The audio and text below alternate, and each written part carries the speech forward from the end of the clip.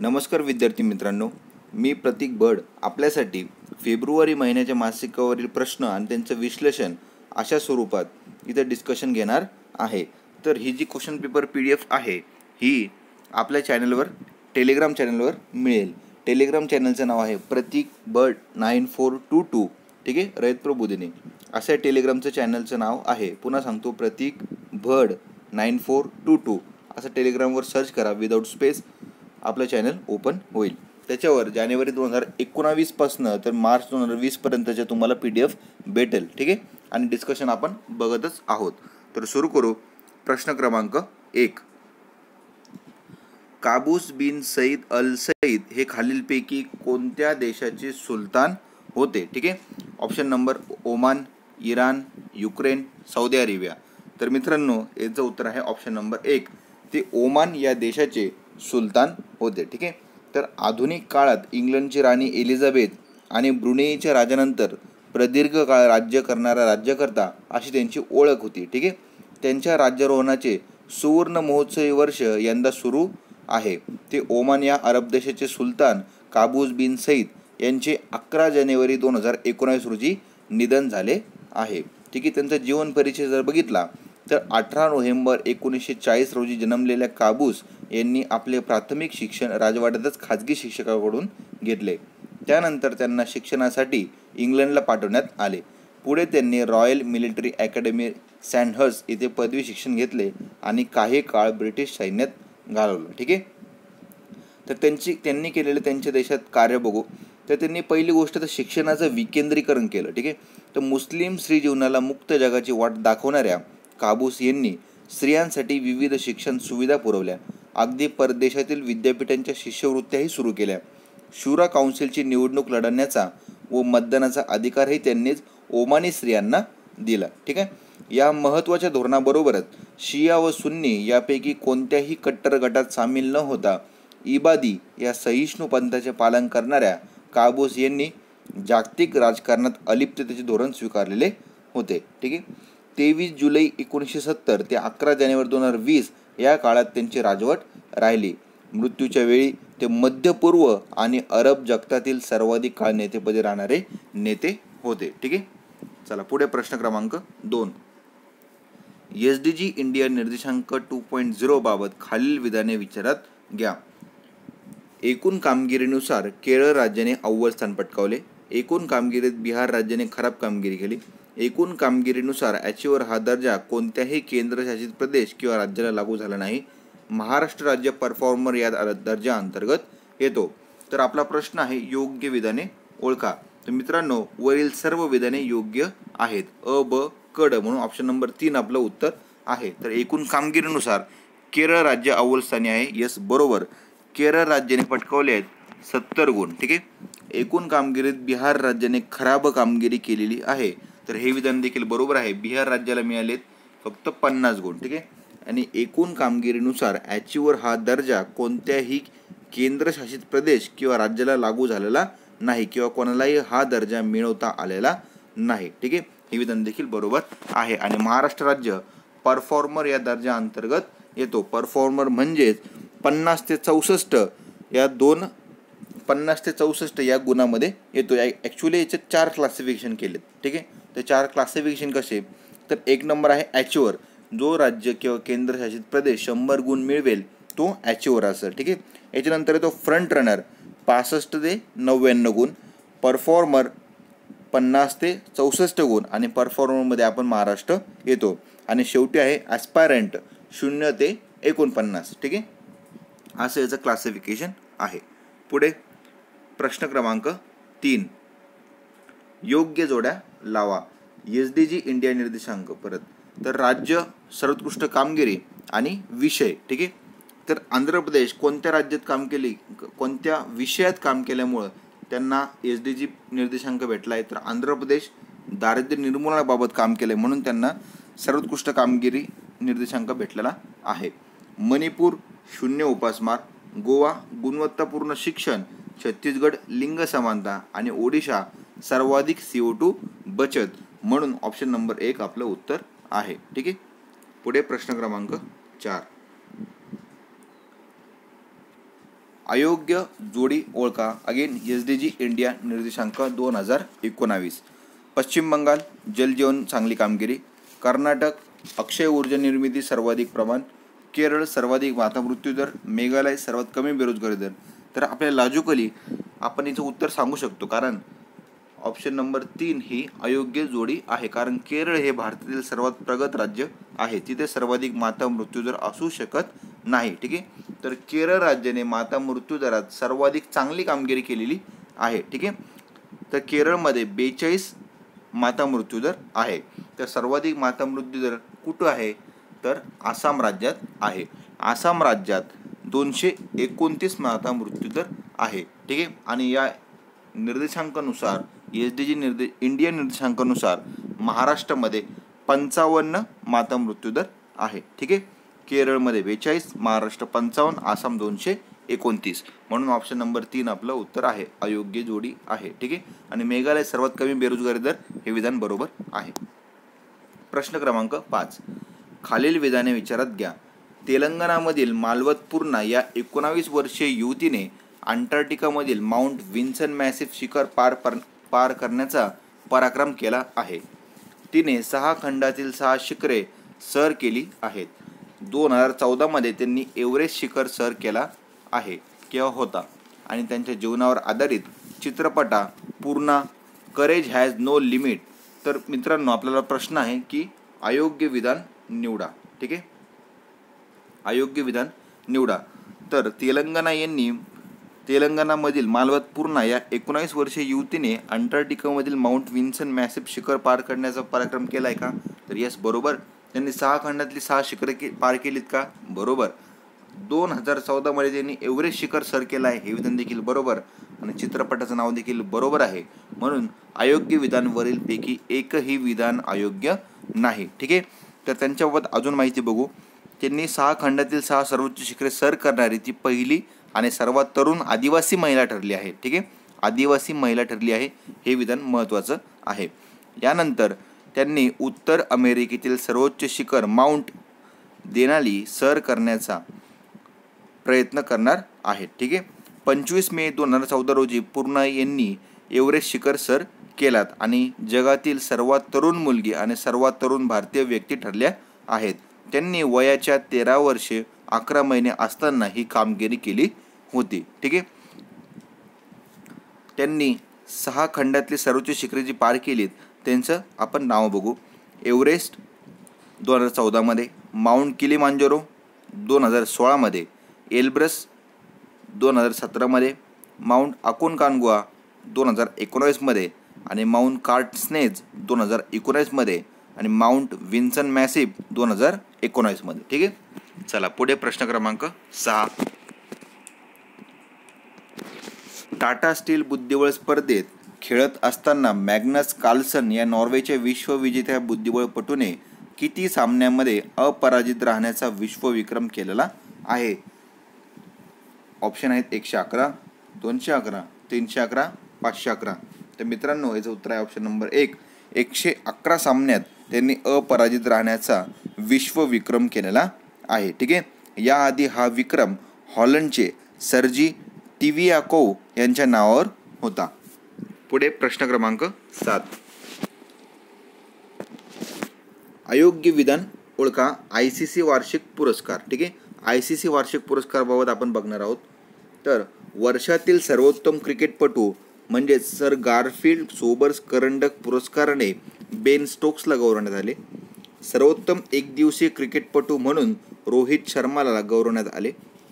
T20मधील सर्वोत्तम कामगिरीसाठी विराट कोहलीला गौरवण्यात आले. तर मित्रांनो, इथं आपल्याला प्रश्न आहे अयोग्य विधान निवडा. ठीक आहे, चुकीचं विधान निवडायचं. तर पहिलं विधान बरोबर आहे, सर गारफील्ड सोबर्स करंडक बेन स्टोक्सला मिळाला का? यस, बरोबर. सर्वोत्तम एकदिवसीय क्रिकेटपटू म्हणून रोहित शर्माला गौरवले का? यस, विधान बरोबर.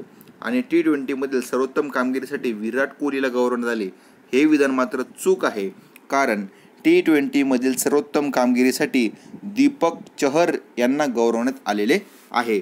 म्हणून अयोग्य विधान फक्त क, ऑप्शन नंबर 3 आपलं उत्तर आहे. ठीक आहे, तर अजूनही आपण काही यांचे पुरस्कार बघू ICCचे. तर सर्वोत्तम कसोटी क्रिकेटपटू हा पुरस्कार भेटला आहे पॅट कमिन्स यांना. ठीक आहे, पॅट कमिन्स. सर्वोत्तम एकदिवसीय क्रिकेटपटू रोहित शर्मा. T20मधील सर्वोत्तम कामगिरी दीपक चहर. सर्वोत्तम उदयोन्मुख क्रिकेटपटू मार्नस लबुशेन ऑस्ट्रेलिया देशाचे. संलग्न देशातील सर्वोत्तम क्रिकेटपटू कायले कोएट्झर. खेळ भावना पुरस्कार विराट कोहली. आणि सर्वोत्तम पंचासाठीचा डेव्हिड शेफर्ड पुरस्कार किंवा करंडक रिचर्ड इलिंगवर्थ यांना भेटलेला आहे. ठीक आहे, पुढे प्रश्न क्रमांक 8, अयोग्य जोडी ओळखा. इथं BCCI पुरस्कार, वरती आपण ICC पुरस्कार बघितले, इथं BCCI पुरस्कार. तर जसप्रीत बुमराह, पॉली उमरीगर सर्वोत्कृष्ट आंतरराष्ट्रीय खेळाडू, बरोबर आहे. पूनम यादव यांना भेटलं सर्वोत्कृष्ट महिला आंतरराष्ट्रीय खेळाडू, यस विधान बरोबर.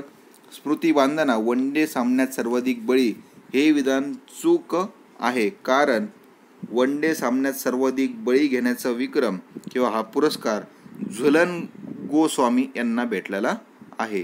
झुलन गोस्वामी यांच्या नावावर तो पुरस्कार आहे. म्हणून ऑप्शन नंबर 3 आपलं उत्तर आहे, अयोग्य जोडी आहे. आणि चौथा पर्याय मयंक अग्रवाल सर्वोत्तम पदार्पण पुरुष क्रिकेटपटू, हे विधान बरोबर आहे. ठीक आहे, तर BCCIचे इतर वार्षिक पुरस्कार बघू. तर कर्नल CK नायडू जीवन गौरव पुरस्कार कृष्णमाचारी श्रीकांत यांना भेटलेला आहे. महिला खेळाडूंसाठी जीवन गौरव पुरस्कार अंजुम चोप्रा यांना मिळालेला आहे. 2018-19मध्ये सर्वाधिक कसोटी धावा चेतेश्वर पुजारा. 2018-19मध्ये सर्वाधिक कसोटी बळी जसप्रीत बुमराह. वन डे सामन्यात सर्वाधिक धावा स्मृती मानधना. वन डे सामन्यात सर्वाधिक बळी झुलन गोस्वामी. सर्वोत्तम पदार्पण पुरुष क्रिकेटपटू मयंक अग्रवाल. आणि सर्वोत्तम पदार्पण महिला क्रिकेटपटू शेफाली वर्मा. ओके, पुढे प्रश्न क्रमांक 9. नुकतीच पुण्यात आयोजित महाराष्ट्र केसरी कुस्ती स्पर्धेत खालीलपैकी कोणत्या पैलवानाने बाजी मारली? तर याचं उत्तर आपल्याला माहीतच असेल. ऑप्शन नंबर 2 हर्षवर्धन सदगीर हे आपलं उत्तर आहे. यांनी ही बाजी मारलेली आहे. कुठं झाली ही स्पर्धा? तर पुणे येथील बालेवाडीमधील श्री छत्रपती क्रीडा संकुल येथे ही स्पर्धा पार पडलेली आहे. ठीक आहे, हर्षवर्धन सदगीर हे आपले नवीन महाराष्ट्र केसरी आहेत. तर महाराष्ट्र राज्य कुस्तीगीर परिषदेतर्फे पुण्याच्या म्हाळुंगे बालेवाडी येथील श्री शिवछत्रपती क्रीडा संकुल येथे आयोजित करण्यात आलेल्या मानाच्या महाराष्ट्र केसरी कुस्ती स्पर्धेत नाशिकच्या हर्षवर्धन सदगीर यांनी बाजी मारलेली आहे. हर्षवर्धनने आपल्याच सहकारी शैलेश शेळकेवर मात करत मानाची गदा पटकावलेली आहे.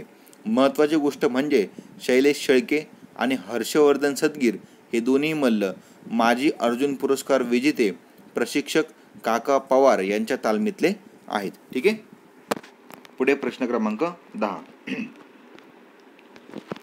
योग्य विधान ओळखा. जागतिक रॅपिड बुद्धिबळ स्पर्धा 2019च्या महिला गटातील विजेतेपद भारताची ग्रँडमास्टर कोनेरू हम्पी हिने पटकावले आहे. तर विधान बरोबर आहे. कोनेरू हम्पी यांना अर्जुन पुरस्कार तसेच पद्मश्री पुरस्काराने गौरवण्यात आलेले आहे. हे विधान देखील बरोबर आहे. म्हणून योग्य विधान दोन्ही ऑप्शन नंबर 3 आपलं उत्तर आहे. तर ही स्पर्धा डिसेंबर 2019मध्ये रशियातील मॉस्को येथे पार पडली. ठीक आहे, तर त्यांनी महिला गटातील विजेतेपद पटकावले. तर चीनच्या लेई टिंगचा टाय ब्रेकरमध्ये पराभव केला. ठीक आहे, ह्या कोनेरू हम्पी ज्या आहेत या आंध्र प्रदेशच्या जन्म आहेत. ठीक आहे, चला पुढे प्रश्न क्रमांक 11.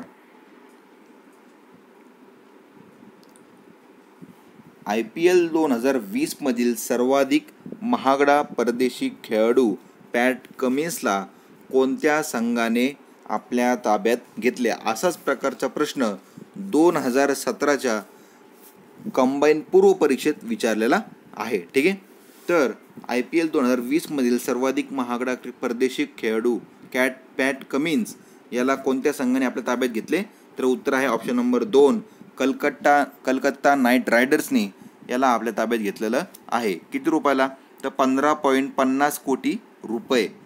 किती? 15.50 कोटी CR.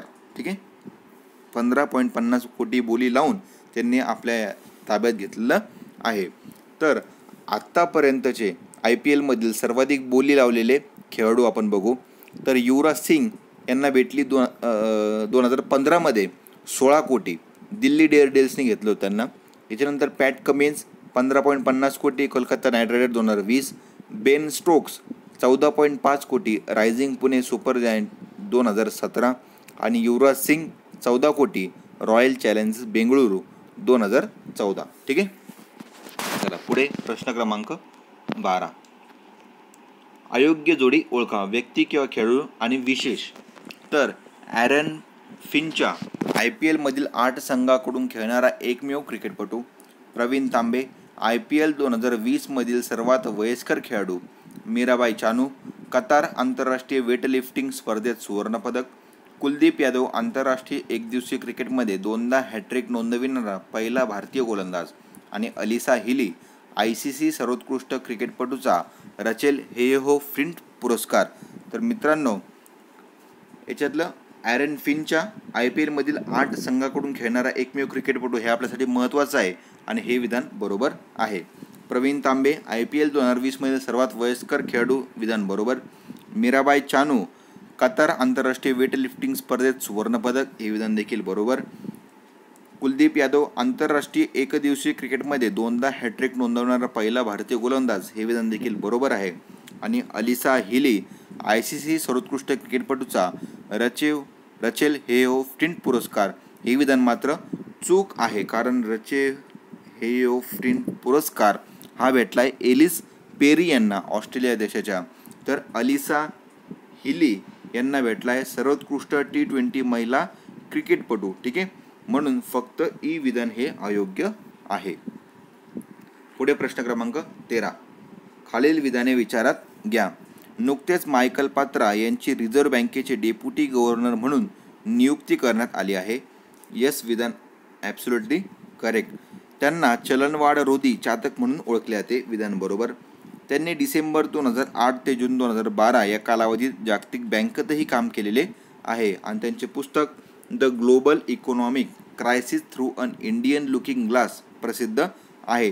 तर आपल्याला विचारलं आहे खालील विधानांपैकी अयोग्य विधान ओळखा. चुकीचं विधान ओळखायचं तर आहे. तर या प्रश्नात चुकीचं विधान आहे ऑप्शन नंबर 3.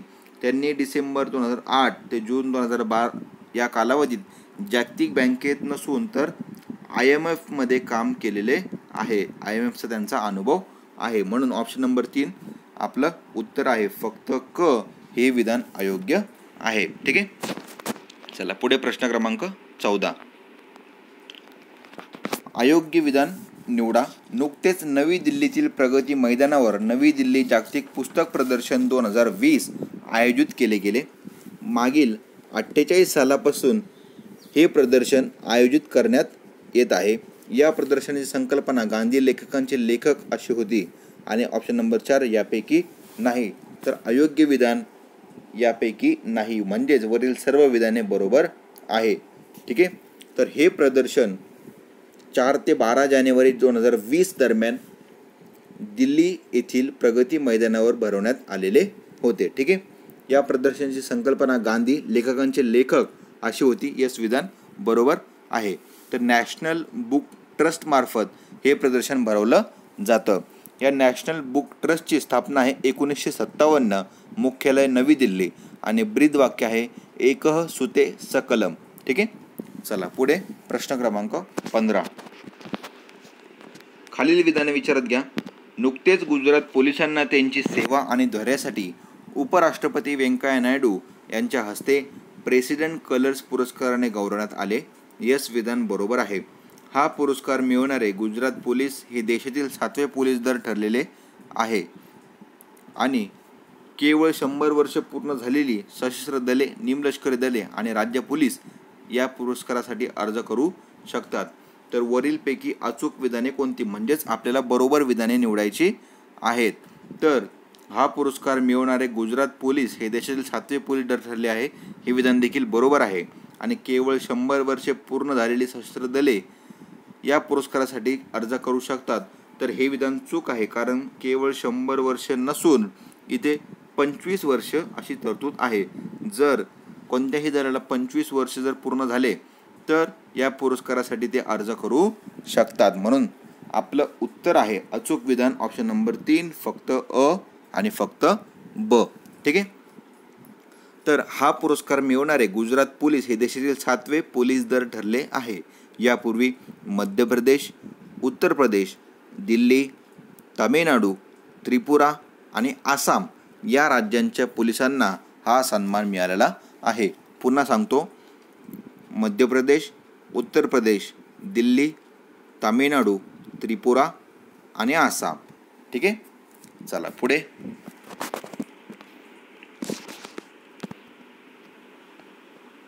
प्रश्न क्रमांक 15. प्रसिद्ध कवयित्री अनुराधा पाटील यांच्या कदाचित अजूनही या काव्यसंग्रहास 2019 सालासाठीचा साहित्य अकादमी पुरस्कार जाहीर झालेला आहे. हे विधान बरोबर आहे. नेपाळी भाषेसाठीचा पुरस्कार नंतर जाहीर करण्यात येणार आहे. विधान बरोबर. अनुराधा पाटील मराठी कलाकृतीसाठी साहित्य अकादमी पुरस्कार मिळवणाऱ्या एकूण 7व्या महिला ठरल्या आहेत. तर विधान बरोबर. आणि मराठी काव्यसंग्रहासाठी हा पुरस्कार मिळवणाऱ्या त्या द्वितीय महिला ठरल्या आहेत. हे विधान देखील बरोबर. आणि साहित्य अकादमी पुरस्कार स्थापना 1969 मध्ये झाली. तर 1969 मध्ये झाली का? तर नाही, साहित्य अकादमी स्थापना झाली 1954 मध्ये. ठीक आहे. म्हणून चुकीचं विधान, अयोग्य विधान फक्त ई ऑप्शन नंबर 2 आपलं उत्तर आहे. ठीक आहे.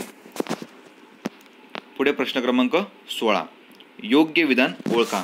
BP राजू यांना India cyber cop of the year 2019 पुरस्काराने गौरवण्यात आले. तर विधान बरोबर. अमिताभ बागची यांना दक्षिण आशियाई साहित्यासाठीचे DSC पारितोषिक 2019ने गौरवण्यात आले. हे विधान देखील बरोबर आहे. म्हणून योग्य विधान ऑप्शन नंबर 3. दोन्ही विधाने अगदी योग्य आहेत. मानव अंतरिक्ष उड्डाण केंद्र खालीलपैकी कोणत्या राज्यात उभारण्यात येणार आहे? तर मित्रांनो, याचं उत्तर आहे ऑप्शन नंबर 1. कर्नाटक या राज्यात हे उभारण्यात येणार आहे. कर्नाटक राज्यातील चित्रदुर्ग जिल्ह्यातील चल्लाकेरे येथे हे केंद्र उभारण्यात येणार आहे. कुठं? चल्लाकेरे. आणि या शहरालाच विज्ञान शहर तसेच तेलाचे शहर म्हणून देखील ओळखले जाते. ठीक आहे. प्रश्न क्रमांक 18. सप्टेंबर 2019 मध्ये इस्रोद्वारे नेत्र प्रकल्प खालीलपैकी कोणत्या उद्दिष्टासाठी सुरू करण्यात आला आहे? तर याचं उत्तर आहे ऑप्शन नंबर 1. अंतरिक्षातील कचऱ्यापासून देशाच्या लो अर्थ ऑर्बिट उपग्रहांचे संरक्षण करण्यासाठी हा नेत्र प्रकल्प सुरू केलेला आहे. प्रोजेक्ट नेत्र जो आहे हा इस्रोने सप्टेंबर 2019 मध्ये सुरू केला आहे.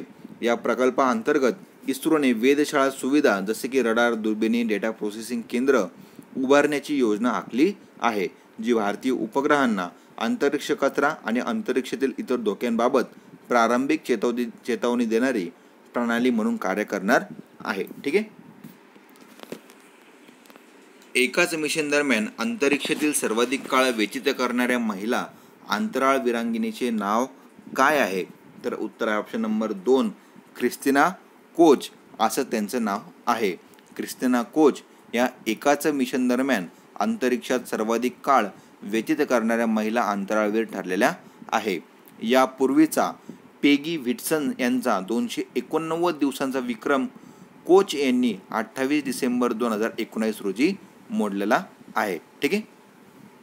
तर एकाच मिशन दरम्यान अंतरिक्षात सर्वाधिक काळ व्यतीत करणारा पुरुष अंतराळवीर हा विक्रम नासाच्या स्कॉट केली यांच्या नावावर आहे. त्यांनी 2015 ते 2016 दरम्यान सलग 340 दिवस अंतरिक्षात व्यतीत केले होते. पुढे प्रश्न क्रमांक 20. अयोग्य विधान निवडा. नुकतेच तिन्ही दलांमध्ये समन्वय साधण्यासाठी संरक्षण प्रमुख CDS हे पद निर्माण केलेले आहे. तर वेस विधान बरोबर. संरक्षण प्रमुख हे पद 4 स्टार जनरलच्या बरोबरीचे श्रेणीचे असणार आहे. विधान बरोबर आहे. आणि संरक्षण मंत्रालय अंतर्गत निर्माण करण्यात येणाऱ्या लष्करी व्यवहार विभागाचे देखील ते प्रमुख असणार आहे. तर दोन्ही विधाने बरोबर आहे. म्हणून वरील सर्व विधाने योग्य आहेत. आणि नुकताच झालेल्या RTO मध्ये हा प्रश्न विचारून झालेला आहे. ठीक आहे मित्रांनो. तर पंतप्रधान नरेंद्र मोदी यांच्या अध्यक्षतेखालील केंद्रीय मंत्रिमंडळाने तीनही संरक्षण दलांमध्ये समन्वय साधण्यासाठी संरक्षण प्रमुख म्हणजेच chief of defence staff CDS हे पद स्थापन करण्यास 24 डिसेंबर 2019 रोजी मान्यता दिलेली आहे. आणि या पदावर कोणाची नियुक्ती केली आहे तर जनरल बिपिन रावत यांची नियुक्ती केलेली आहे CDS या पदावर. ठीक आहे. तर केंद्र सरकारने संरक्षण प्रमुखपदी जनरल बिपिन रावत यांची निवड केली असून त्यांनी 1 जानेवारी 2020 रोजी पदभार स्वीकारलेला आहे. ठीक आहे. तर संरक्षण प्रमुख हे पद 4 स्टार जनरलच्या बरोबरीची श्रेणीचे असेल.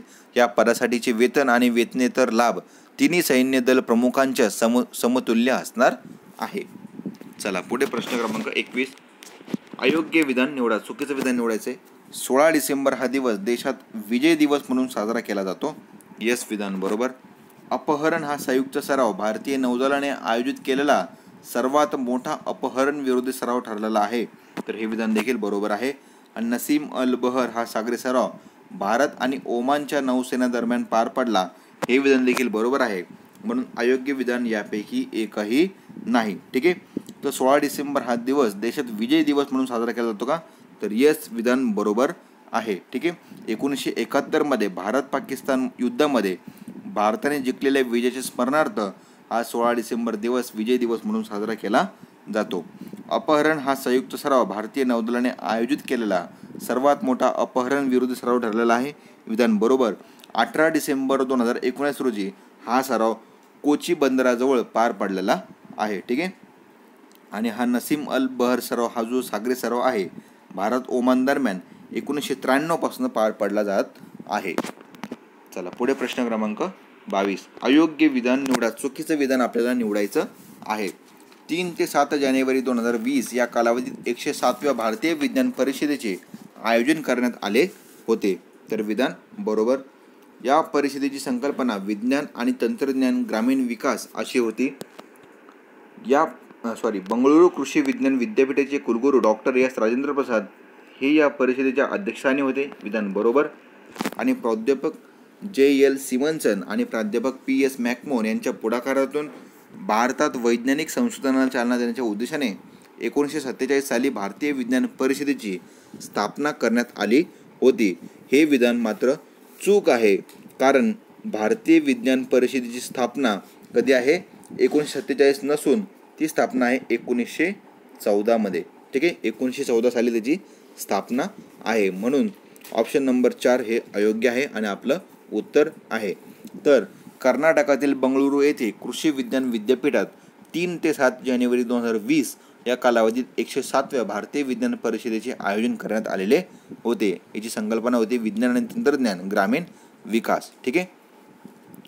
तर भारतीय विज्ञान परिषद जी आहे या परिषदेतर्फे दरवर्षी जानेवारीच्या पहिल्या आठवड्यात भारतीय विज्ञान परिषदेचे आयोजन करण्यात येते. तर याचे मुख्यालय कोलकाता येथे आहे. जवळपास 60,000 वैज्ञानिक या संस्थेचे सदस्य आहेत. 1914 साली स्थापना करण्यात आलेली. विधान बरोबर. 15 ते 17 जानेवारी 1914 दरम्यान कलकत्त्यामधील एशियाटिक सोसायटी येथे पहिल्या भारतीय विज्ञान परिषदेचे आयोजन करण्यात आले होते. न्यायमूर्ती सर आशुतोष मुखर्जी या परिषदेच्या अध्यक्षस्थानी होते. पुढे प्रश्न क्रमांक 23. हरवलेला किंवा चोरीला गेलेला मोबाईल फोन शोधण्यास सहाय्य करण्यासाठी दूरसंचार विभागाने खालीलपैकी कोणते वेब पोर्टल सुरू केलेले आहे. तर याचं उत्तर आहे option number 1 central equipment identify register. हे ॲप किंवा हे वेब पोर्टल सुरू करण्यात आलेले आहे. चुकीचे विधान ओळखा. भारताचे महान गणितज्ञ श्रीनिवास रामानुजन यांच्या 132व्या जयंतीनिमित्ताने देशभरात 22 डिसेंबर 2019 रोजी हा दिवस राष्ट्रीय गणित दिन म्हणून साजरा करण्यात आला. तर विधान बरोबर.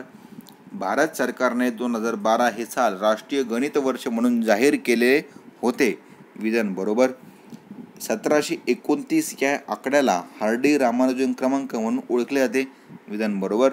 आणि the man who new infinity हा चित्रपट रामानुजन यांच्या जीवनावर आधारित होता. यस विधान बरोबर आहे.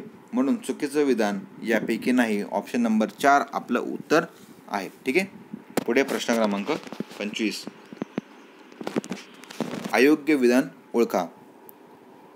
State of climate report 2019. 2019 हे 1901 सालापासून 7व्या क्रमांकाचे सर्वाधिक उष्ण वर्ष ठरले आहे, तर विधान बरोबर. 2016 हे 1901 सालापासून सर्वाधिक उष्ण वर्ष ठरलेले आहे, विधान देखील बरोबर आहे. हवामान बदलामुळे घडणाऱ्या तीव्र घटनांमध्ये 2019 देशभरात 1659 मृत्यू झाले, हे विधान बरोबर आहे. आणि यापैकी सर्वाधिक मृत्यू महाराष्ट्रात झाले का, तर नाही, म्हणून ऑप्शन नंबर 4 आपलं उत्तर आहे, अयोग्य विधान आहे. तर सर्वाधिक मृत्यू महाराष्ट्रात झाले नाही, तर सर्वाधिक मृत्यू कोणत्या राज्यात झाले, तर बिहार राज्यात सर्वाधिक मृत्यू झाले. 650 मृत्यू बिहार राज्यात झाले. तर याच्यानंतर महाराष्ट्राचा क्रमांक लागतो आणि याच्या महाराष्ट्रानंतर UPचा क्रमांक लागतो. केंद्र सरकारने ब्युरो ऑफ एनर्जी इफिशियन्सी सोबत चर्चा करून AC च्या नवीन ऊर्जा मानकानुसार AC मध्ये डिफॉल्ट तापमान किती डिग्री सेल्सिअस निश्चित केले आहे, तर याचं उत्तर आपल्या सगळ्यांना माहीत आहे, ऑप्शन नंबर 2 24 डिग्री सेल्सिअस असं निश्चित केलेलं आहे. ठीक आहे. पुढे प्रश्न क्रमांक 27.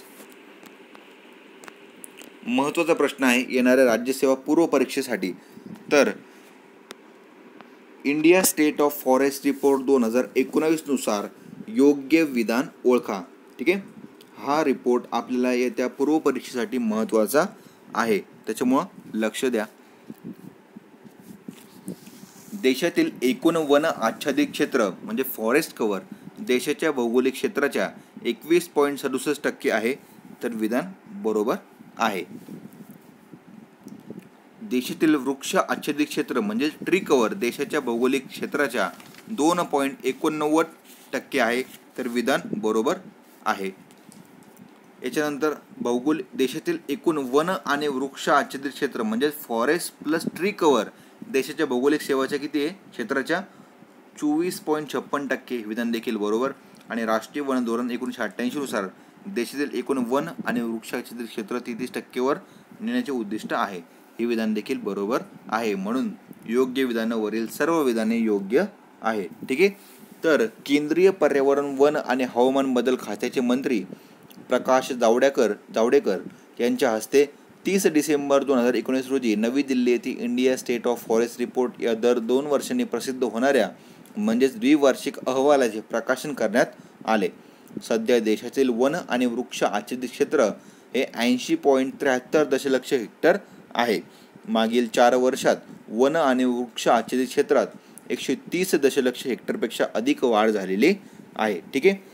तर या अहवालानुसार सर्वाधिक वन क्षेत्र असणारे राज्यांचा क्रम जर बघितला, मी पुन्हा सांगतोय, सर्वाधिक वन क्षेत्र असणारे राज्यांचा जर क्रम बघितला तर 1 नंबर आहे Madhya Pradesh, 2 number Arunachal Pradesh, 3 number Chhattisgarh, 4 number Odisha, 5 number Maharashtra.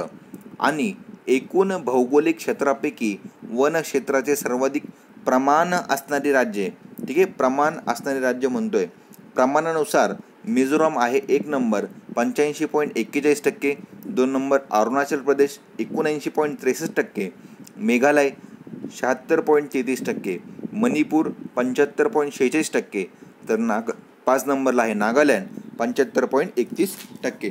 ठीक आहे. चला पुढे प्रश्न क्रमांक 28. प्रवाशांना शुद्ध हवेचा श्वास घेता यावा या उद्देशाने भारतीय रेल्वेने खालीलपैकी कोणत्या स्टेशनवर देशातील पहिले ऑक्सिजन पार्लर सुरू केलं आहे, त्याचं उत्तर आहे option number 2 Nashik road station येथे सुरू केलेलं आहे. जगातील सर्वात प्राचीन ज्ञात जीवाश्म जंगल खालीलपैकी कुठे आढळलेले आहे, तर याचं उत्तर आहे ऑप्शन नंबर 1 न्यूयॉर्कमध्ये जगातील सर्वात प्राचीन ज्ञात जीवाश्म जंगल आढळलेले आहे. वैज्ञानिकांनी जगातील सर्वात प्राचीन ज्ञात जीवाश्म जंगलाचे अवशेष शोधून काढले आहेत. करंट बायोलॉजी या नियतकालिकात हे संशोधन प्रकाशित करण्यात आलेले आहे. अमेरिकेतील न्यूयॉर्क राज्यातील कैरो येथील वालुकाश्म खाणीमध्ये वैज्ञानिकांना सुमारे 386 दशलक्ष वर्ष जुन्या झाडांचे जंगलांचे अवशेष सापडलेले आहेत. ठीक आहे. पुढे प्रश्न क्रमांक 30. योग्य विधाने ओळखा. स्वामी विवेकानंद यांच्या जयंतीनिमित्ताने दरवर्षी 12 जानेवारी रोजी देशभरात राष्ट्रीय युवा दिन साजरा केला जातो, हे विधान अगदी बरोबर आहे. या निमित्ताने 12 ते 16 जानेवारी 2020 दरम्यान उत्तर प्रदेशमधील लखनौ येथे राष्ट्रीय युवा महोत्सव आयोजित करण्यात आला. विधान बरोबर. यंदा या महोत्सवाची संकल्पना फिट युथ इंडिया अशी होती. हे विधान देखील बरोबर आहे. म्हणून योग्य विधाने वरील सर्व विधाने योग्य आहे. ठीक आहे. तर 12 ते 16 जानेवारी 2020 दरम्यान उत्तर प्रदेशमध्ये लखनौ येथे राष्ट्रीय युवा महोत्सव आयोजित करण्यात आला होता. 1995 सालापासून केंद्रीय युवा मंत्रालय आणि निवडित राज्य सरकार संयुक्तपणे हा महोत्सव आयोजित करतात. यंदा या महोत्सवाची संकल्पना काय बघितली आपण? फिट युथ फिट इंडिया अशी होती. राष्ट्रीय युवा दिन साजरा करण्यासाठी यंदा केंद्र सरकारने उत्तर प्रदेशची निवड केली होती. पुढे प्रश्न क्रमांक 31. प्रसिद्ध अम्मा ओडी योजना खालीलपैकी कोणत्या राज्यात सुरू करण्यात आलेली आहे? तर मित्रांनो याचं उत्तर आहे ऑप्शन नंबर 1 आंध्र प्रदेश राज्याने सुरू केलेली आहे. आंध्र प्रदेशचे मुख्यमंत्री जगन मोहन रेड्डी यांच्या हस्ते चित्तूर येथून 9 जानेवारी 2020 रोजी अम्मा ओडी योजनेचे उद्घाटन करण्यात आले. ही अशा प्रकारची देशातील पहिलीच योजना आहे. या योजनेअंतर्गत दोन्ही सरकारी व खाजगी शाळा किंवा कनिष्ठ महाविद्यालयांमध्ये 1ली ते 12वी पर्यंतचे शिक्षण घेणाऱ्या दारिद्र्य रेषेखालील विद्यार्थ्यांना वार्षिक 15,000 रुपये देण्यात येणार आहे. मात्र अशा विद्यार्थ्याने 75% शाळा हजेरी लावणे बंधनकारक आहे. ठीक आहे. तर विद्यार्थ्याचे 12वी पर्यंतचे शिक्षण होईपर्यंत रक्कम थेट त्याच्या किंवा तिच्या आईच्या किंवा पालकांच्या खात्यात जमा करण्यात येणार आहे. शाळेतून गळती झालेल्या विद्यार्थ्यांना तसेच सरकारी कर्मचारी आणि आयकरदाते यांना या योजनेतून वगळण्यात आलेले आहे. प्रश्न क्रमांक 32. स्वच्छ सर्वेक्षण लीग 2020 बाबत अयोग्य विधान निवडा. चुकीचं विधान आपल्याला शोधायचं आहे. केंद्रीय गृहनिर्माण व शहरी व्यवहार मंत्रालयाने स्वच्छ सर्वेक्षण लीग 2020च्या पहिल्या 2 तिमाहीचे निकाल जाहीर केले. विधान बरोबर. या निकालात 10 लाखांहून अधिक लोकसंख्या असलेल्या शहरात इंदूरने पहिला क्रमांक पटकावलेला आहे. तर मित्रांनो वरील दोन्ही विधाने अगदी योग्य आहेत. म्हणून अयोग्य विधान दोन्ही नाही. ऑप्शन नंबर 4 आपलं उत्तर आहे.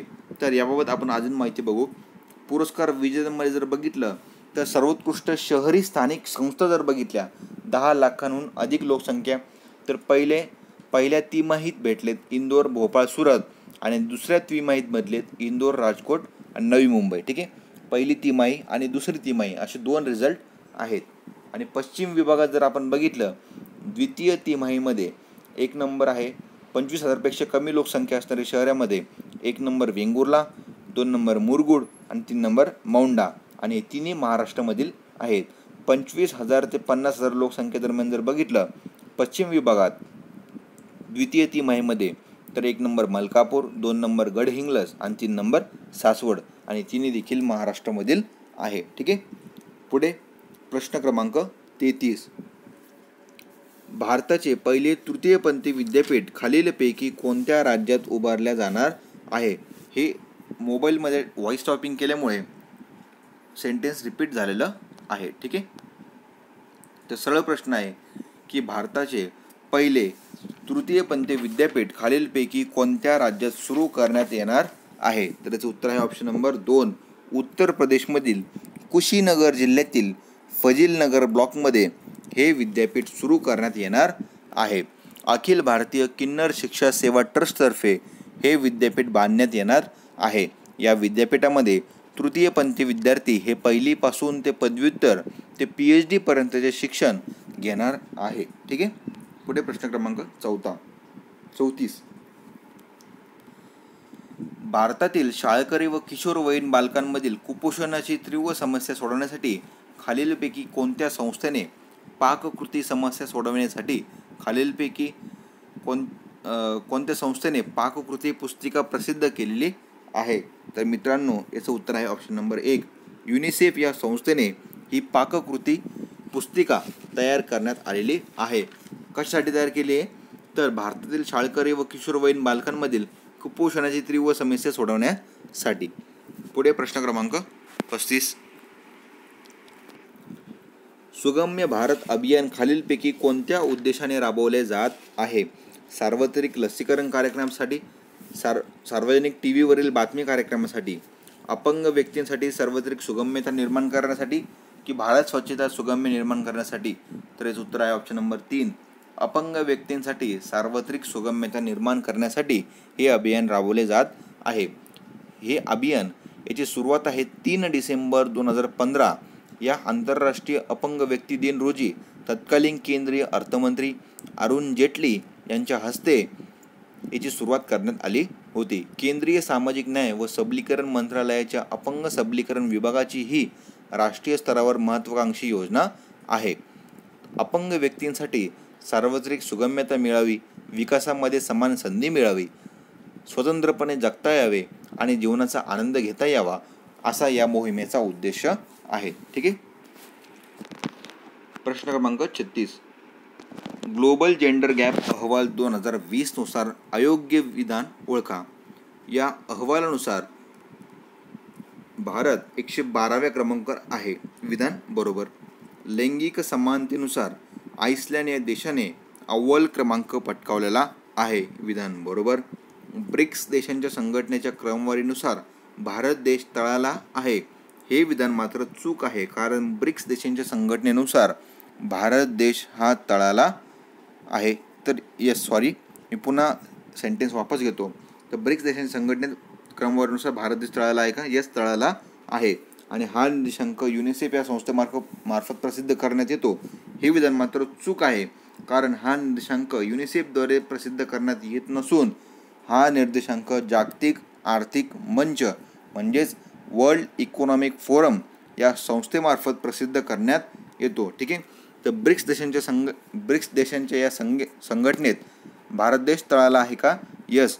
तर दक्षिण आफ्रिका आहे 17व्या नंबरवर, रशिया 81 नंबरवर, ब्राझील आहे 92 नंबरवर, चीन आहे 106 नंबरवर आणि भारत उरला आहे तो आहे 112व्या नंबरवर. म्हणून सगळ्यात तळाला भारत देश आहे ब्रिक्स देशांच्या संघटनेच्या बाबतीत म्हणतोय. ठीक आहे.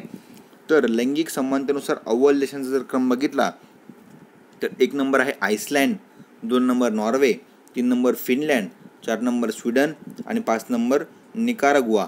आणि तळातील देश जर बघितले तर 153ला आहे येमेन, 152 इराक, 151 पाकिस्तान आणि 150ला आहे सिरिया. प्रश्न क्रमांक 37, अयोग्य विधान निवडा. नुकतेच माजी क्रिकेटपटू बापू नाडकर्णी यांचे वृद्धापकाळी निधन झाले आहे. विधान बरोबर. कसोटीत सलग 21 षटके निर्धाव मेडन टाकण्याचा विश्वविक्रम बापू नाडकर्णी यांच्या नावावर आहे. विधान बरोबर. त्यांचे पूर्ण नाव रमेश गंगाराम नाडकर्णी असे आहे. विधान देखील बरोबर आहे. तर अयोग्य विधान वरीलपैकी एकही विधान अयोग्य नाही. तर भारताचे माजी क्रिकेटपटू बापू नाडकर्णी यांचे 17 जानेवारी 2020 रोजी मुंबईत राहत्या घरी वृद्धापकाळाने निधन झालेले आहे. ते 87 वर्षाचे होते. कसोटीत सलग 21 षटके निर्धाव मेडन टाकण्याचा विश्वविक्रम त्यांच्या नावावर होता. ठीक आहे. त्यांचा जन्म 4 एप्रिल 1933 रोजी नाशिक येथील आहे. राज्य ऊर्जा कार्यक्षमता निर्देशांक 2019 नुसार राज्य ऊर्जा कार्यक्षमता निर्देशांक 2019 नुसार फ्रंट रनर या वर्गीकरणात खालीलपैकी कोणत्या राज्याचा समावेश होतो? ठीक आहे. तर याचं उत्तर आहे ऑप्शन नंबर 4, फ्रंट रनर या वर्गीकरणात एकाही राज्याचा समावेश होत नाही. म्हणजेच फ्रंट रनर म्हणजे 60पेक्षा जास्त गुण कोणत्याही राज्याला मिळवता आलेले नाही. याच्यात पण 4 क्लासिफिकेशन केलेले आहे. फ्रंट रनर म्हणजे 60पेक्षा जास्त गुण मिळवलेले फ्रंट रनर, ॲचिव्हर 50 ते 60 गुण, कंटेंडर 30 ते 39 गुण आणि ॲस्पायरंट 30पेक्षा खाली गुण. ठीक आहे. तर फ्रंट रनरमध्ये कोणतेही राज्य नाही. ॲचिव्हर म्हणजे 50 ते 60 गुण याच्यामध्ये आहे हरियाणा, केरळ आणि कर्नाटक. कंटेंडर 30 ते 49 गुण याच्यामध्ये महाराष्ट्र आहे आणि इतरही राज्य आहेत बरेच. आणि ॲस्पायरंट 30पेक्षा कमी गुण. ठीक आहे. प्रश्न क्रमांक 39, प्रणव सेन यांच्या अध्यक्षतेखालील सांख्यिकीवरील स्थायी समिती खालीलपैकी कोणत्या उद्देशाने स्थापन करण्यात आली आहे? तर ऑप्शन आहेत सरकारचा डेटा सुधारणे, येत्या 5 वर्षांमध्ये पायाभूत सुविधांमध्ये वाढ करणे, फेम इंडिया योजनेच्या दुसऱ्या टप्प्यासाठी आणि ईशान्य नैसर्गिक वायू वाहिनी ग्रीडसाठी? तर याचं उत्तर आहे ऑप्शन नंबर 1, सरकारचा डेटा सुधारणे यासाठी ही समिती स्थापन करण्यात आलेली आहे. ठीक आहे. प्रणव सेन यांच्या अध्यक्षतेखालील सांख्यिकीवरील स्थायी समिती स्थापन करण्यात आलेली आहे आणि सरकारचा डेटा सुधारणे हे या समितीचे उद्दिष्ट आहे. सतत या उपक्रमाला खालीलपैकी कोणत्या संस्थेने 2 दशलक्ष डॉलरचे निधी किंवा सहाय्य दिलेले आहे? तर याचं उत्तर आहे ऑप्शन नंबर 2, आशिया विकास बँकेने हे अर्थसहाय्य दिलेले आहे. ठीक आहे. सतत या कार्यक्रमाला. तर सतत म्हणजे काय, त्याचा फुल फॉर्म लिहून घ्या. SATAT, सतत म्हणजे sustainable alternative towards affordable transportation. पुन्हा सांगतो, sustainable alternative towards affordable transportation. ठीक आहे. पेट्रोलियम आणि नैसर्गिक वायू मंत्री धर्मेंद्र प्रधान यांच्या हस्ते नवी दिल्लीत 1 ऑक्टोबर 2018 रोजी या उपक्रमाचे उद्घाटन करण्यात आले होते. बिनचूक नसलेले विधान ओळखा. इथं बिनचूक नसलेल्याचा आधी आपण अर्थ जाणून घेतलेला पाहिजे. ठीक आहे. बिनचूक म्हणजे चुकीचे नसलेले.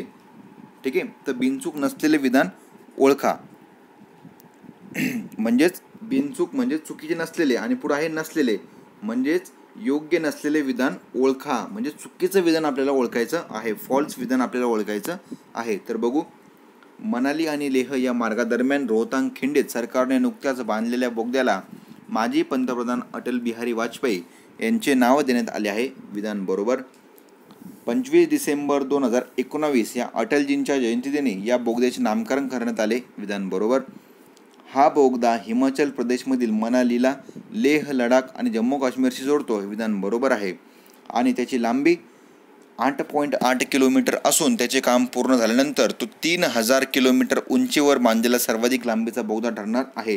हे विधान मात्र चूक आहे, म्हणून ऑप्शन नंबर 4 आपलं उत्तर आहे. तर चुकीचं काय आहे, तर याची उंची 3000 किलोमीटर नसून 3000 किलोमीटर ही खूप मोठी झाली, 3000 मीटर असं त्याचं उत्तर आहे, की जी 3000 मीटर पाहिजे तिथं. ठीक आहे.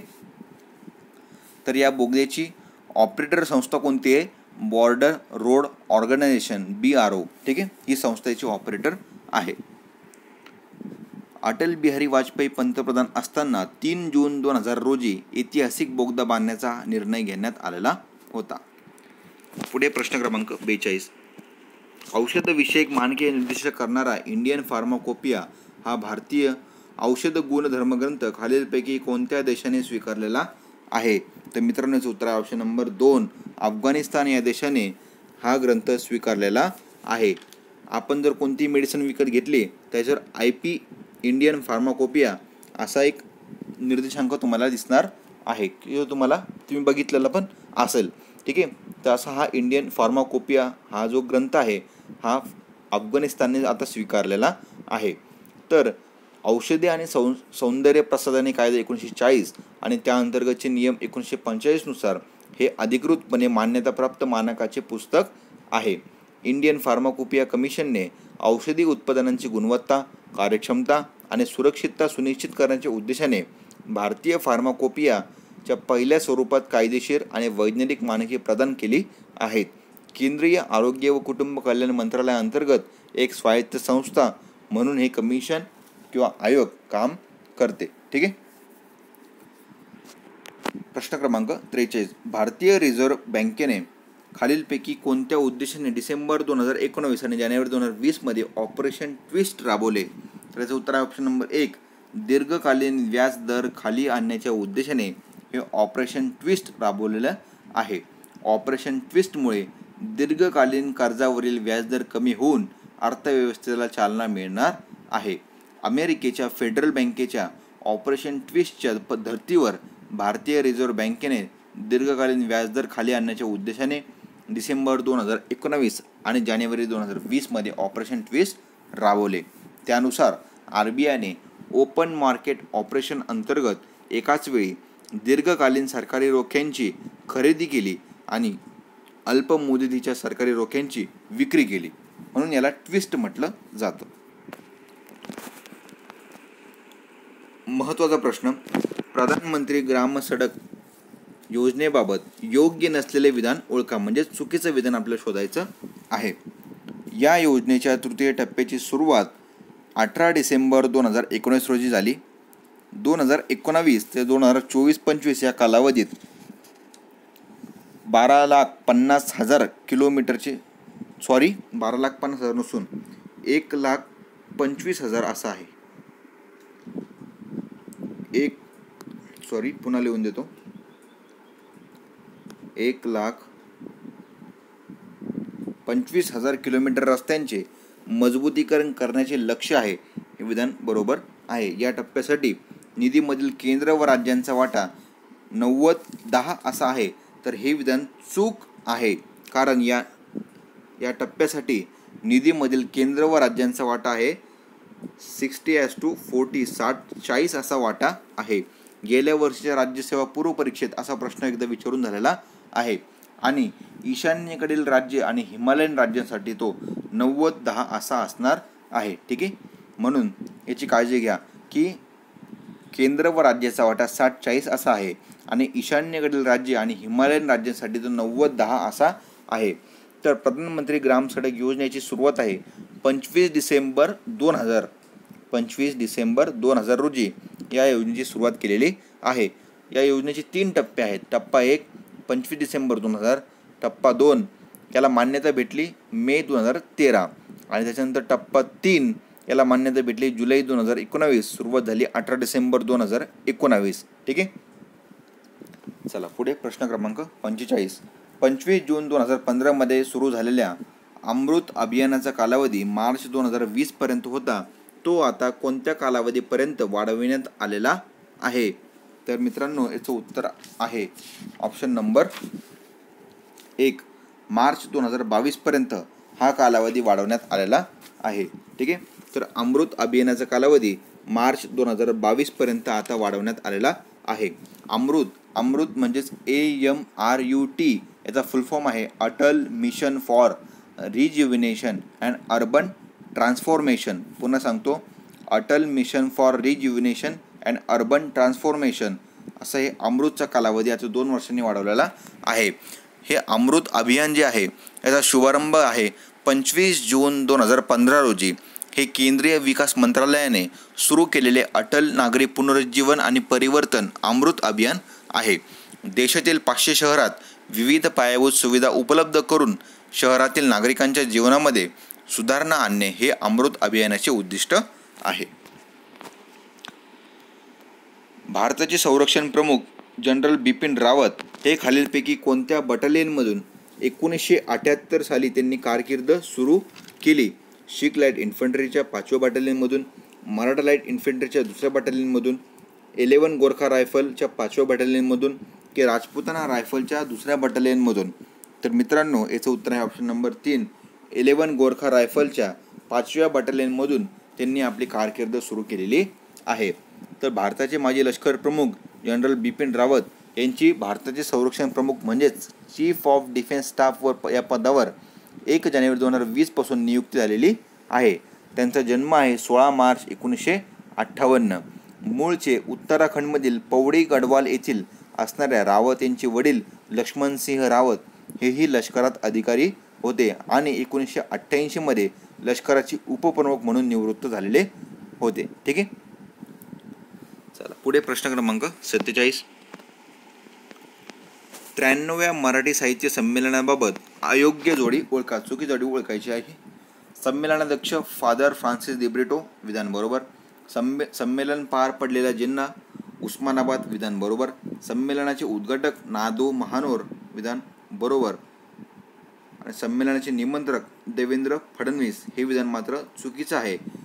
कारण संमेलनाचे निमंत्रक हे कोण होते? तावडे सर होते. ठीक आहे, विनोद तावडे हे होते, म्हणून ऑप्शन नंबर 4 आपलं उत्तर आहे. प्रश्न क्रमांक 48. महिला व बालकांवर होणारे अत्याचार तसेच सायबर गुन्हे रोखण्यासाठी या संदर्भातील कायद्याची माहिती व्हावी यासाठी क्रांतीज्योती सावित्रीबाई फुले यांच्या जयंतीने खालीलपैकी कोणती जनजागृती मोहीम राबवण्यात आलेली आहे? तर याचं उत्तर आहे option number 3, cyber safe woman ही मोहीम राबवण्यात आलेली आहे. Cyber safe woman. महिला व बालकांवरील होणारे अत्याचार तसेच सायबर गुन्हे रोखण्यासाठी व या संदर्भातील कायद्याची माहिती व्हावी यासाठी क्रांतिज्योती सावित्रीबाई फुले यांच्या जयंतीनी म्हणजेच 3 जानेवारी 2019 रोजी राज्यभर एकाच दिवशी सायबर सेफ वुमन ही जनजागृती मोहीम राबवण्यात आली. महाराष्ट्र शासन, माहिती व जनसंपर्क महासंचालनालय व महाराष्ट्र सायबर यांच्या सहकार्याने ही मोहीम राबवली आहे किंवा पार पडलेली आहे. महाराष्ट्र पोलीस दलाचा वर्धापन दिन खालीलपैकी कोणत्या दिवशी साजरा करण्यात आला? तर याचं उत्तर आहे ऑप्शन नंबर 1, 2 जानेवारी 2020 रोजी हा दिन साजरा करण्यात आला. महाराष्ट्र पोलीस दलाच्या वर्धापन दिनानिमित्त 2 जानेवारी 2020 रोजी मरोळ येथील पोलीस प्रशिक्षण केंद्रात मुख्यमंत्री उद्धव ठाकरे यांच्या प्रमुख उपस्थित पोलिसांचे विशेष संचलन पार पडले होते. योग्य नसलेले विधान ओळखा. भारतीय वन सर्वेक्षण अहवाल 2019. आता हा प्रश्न महाराष्ट्राच्या बाबतीत आहे. महाराष्ट्र राज्यातील संरक्षित क्षेत्राचे एकूण भौगोलिक क्षेत्रातील प्रमाण 3.03%. विधान बरोबर. आपल्याला चुकीचे विधान शोधायचे आहे. यामध्ये 6 राष्ट्रीय उद्याने, 48 अभयारण्य आणि 6 संवर्धन रिझर्वचा समावेश आहे. विधान बरोबर.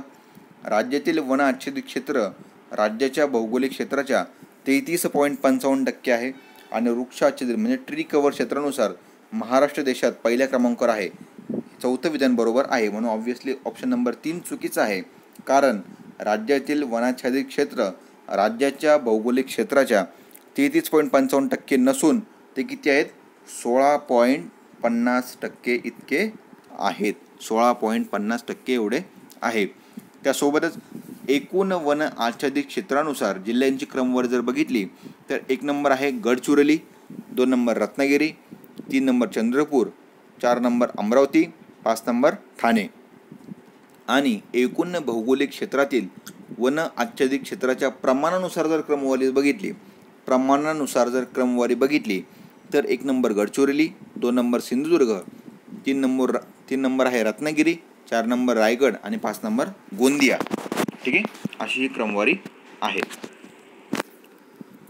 पुढे प्रश्न क्रमांक 51. अयोग्य जोडी ओळखा. चुकीची जोडी ओळखायची आहे. राज्य मंत्रिमंडळ आणि खाते. तर मित्रांनो, जेव्हा देशात किंवा राज्यात निवडणुका पार पडल्या त्यावेळेस निवडणुका आणि त्याचा रिझल्ट आणि खातेवाटप याच्यावर किमान एक तरी प्रश्न विचारलेला आहे. म्हणून हा प्रश्न आपल्यासाठी महत्त्वाचा आहे. तर आदित्य उद्धव ठाकरे पर्यटन, पर्यावरण, राजशिष्टाचार. विधान बरोबर. धनंजय पंडितराव मुंडे सामाजिक न्याय विशेष सहाय्य.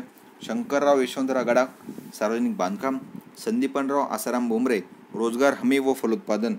तर मित्रांनो, इथली अयोग्य जोडी आहे ऑप्शन नंबर 3, शंकरराव यशवंतराव गडाख यांच्याकडे सार्वजनिक बांधकाम हे खातं नसून शंकरराव यशवंतराव गडाख यांच्याकडे आहे मृदा व जलसंधारण. तर सार्वजनिक बांधकाम प्लस नगर विकास हे एकनाथजी शिंदे साहेबांकडं आहे. ठीक आहे. तर उद्धव बाळासाहेब ठाकरे यांच्याकडं मुख्यमंत्री, सामान्य प्रशासन, माहिती तंत्रज्ञान, माहिती व जनसंपर्क, विधी व न्याय व इतर कोणत्याही मंत्र्यांना नेमून न दिलेले विषय किंवा खाती हे उद्धव बाळासाहेब ठाकरे यांच्याकडं आहे. यानंतर अजित पवार साहेबांकडं उपमुख्यमंत्रीपद, वित्त आणि नियोजन. सुभाष राजाराम देसाई साहेबांकडं उद्योग, खनिकर्म, मराठी भाषा. अशोक शंकरराव चव्हाण सार्वजनिक बांधकाम. छगन भुजबळ अन्न, नागरी पुरवठा व ग्राहक संरक्षण. दिलीप दत्तात्रय वळसे पाटील कामगार राज्य उत्पादन शुल्क. जयंत राजाराम पाटील जलसंपदा व लाभक्षेत्र विकास. नवाब मोहम्मद इस्लाम मलिक अल्पसंख्याक विकास व औकाफ, कौशल्य विकास व उद्योजकता. आणि अनिल वसंतराव देशमुख यांच्याकडे कोणतं आहे? गृह. ठीक आहे. पुढे प्रश्न क्रमांक 52. योग्य नसलेले विधान ओळखा. चुकीचे विधान शोधायचं आहे. मनरेगा योजनेअंतर्गत जलसंधारणाच्या उत्कृष्ट कार्यासाठी महाराष्ट्र शासनाला राज्यांच्या श्रेणीत 3ऱ्या क्रमांकाचा पुरस्कार गौरवण्यात आलेले आहे. विधान बरोबर. मनरेगा अंतर्गत रोजगार निर्मितीत उल्लेखनीय कार्यासाठी अमरावती जिल्हा राज्यात प्रथम ठरला आहे. विधान बरोबर. प्रधानमंत्री आवास योजना ग्रामीणच्या उत्कृष्ट अंमलबजावणीसाठी प्रकाश शिंदे आणि अशोक सूर्यवंशी यांना राष्ट्रीय पुरस्काराने गौरवण्यात आले. हे विधान देखील बरोबर आहे. म्हणून वरील सर्व विधाने योग्य आहेत. जागतिक आरोग्य संघटनेने फ्लोरेन्स नायटिंगल यांच्या 200व्या जयंती निमित्ताने 2020 हे वर्ष खालीलपैकी कोणते वर्ष म्हणून साजरे करण्याचा निर्णय घेतलेला आहे? त्याचे उत्तर आहे ऑप्शन नंबर 1 परिचारिका व दाई वर्ष म्हणून साजरा करण्याचा निर्णय घेतलेला आहे. सर्वांसाठी आरोग्य सुविधा पुरवण्याचे उद्दिष्ट साध्य करण्यासाठी संघटनेने यावर्षी परिचारिकाशास्त्र आणि सूईणशास्त्रावर विशेष लक्ष दिलेले आहे. तसेच यावर्षी संघटनेकडून पहिल्यांदाच जागतिक परिचारिका अहवाल प्रकाशित करण्यात येणार आहे. तर फ्लोरेन्स नायटिंगल या इंग्लिश सामाजिक सुधारक होत्या. त्यांचा जन्म 1820 मधला आहे.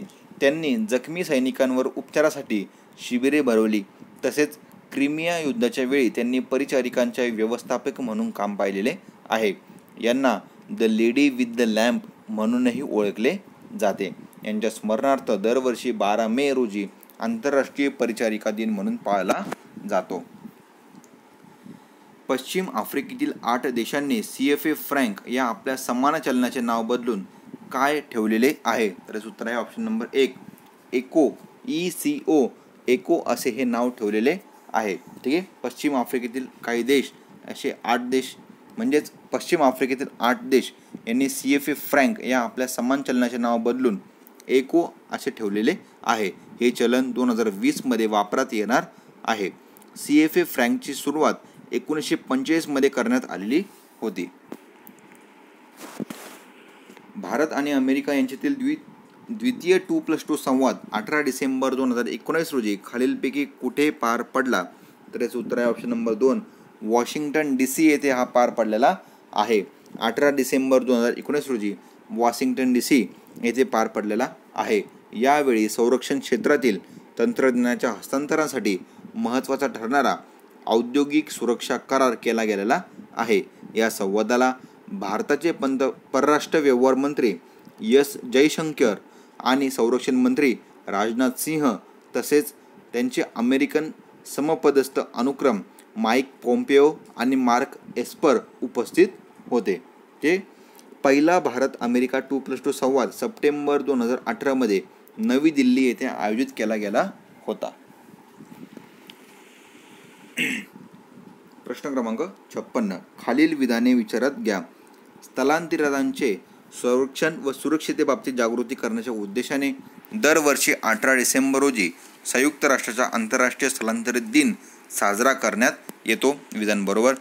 2019ची या दिनाची संकल्पना सामाजिक सौहार्द जगभरातील समुदायांमध्ये स्थलांतराचे एकत्रीकरण करणे. विधान बरोबर.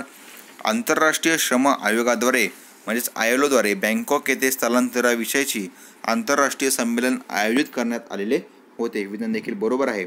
म्हणून योग्य विधाने अ, ब, क ऑप्शन नंबर 3 आपलं उत्तर आहे. इंटरनेट सेवा मिळणे हा राज्यघटनेच्या अनुच्छेद कितीनुसार मूलभूत अधिकार असून जम्मू काश्मीर प्रशासनाने आठवडाभरात येथील इंटरनेट निर्बंधांचा फेर आढावा घ्यावा असा आदेश सर्वोच्च न्यायालयाने दिला होता. तर याचं उत्तर आहे ऑप्शन नंबर 2 राज्यघटनेच्या अनुच्छेद किंवा कलम 19 नुसार इंटरनेट सेवा मिळणे हा आपला मूलभूत अधिकार आहे असा सर्वोच्च न्यायालयाने निकाल दिलेला किंवा आदेश दिलेला आहे. प्रश्न क्रमांक 58 खालीलपैकी कोणत्या तारखेस महान क्रांतिकारक शहीद उधम सिंह यांची 120वी जयंती देशभरात साजरी करण्यात आली? तर याचं उत्तर आहे ऑप्शन नंबर 2 26 डिसेंबर 2019 रोजी देशभरात 120वी जयंती शहीद उधम सिंह यांची साजरी करण्यात आलेली आहे.